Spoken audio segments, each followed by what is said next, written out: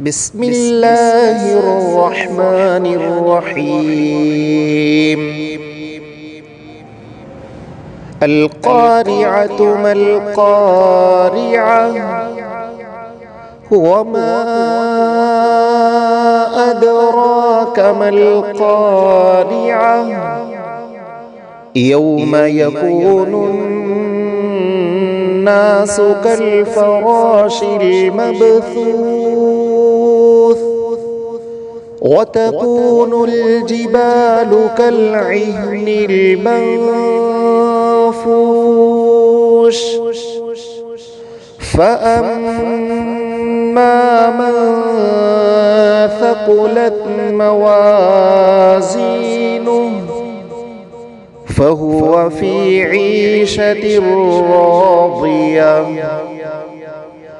وأما من خفت موازينه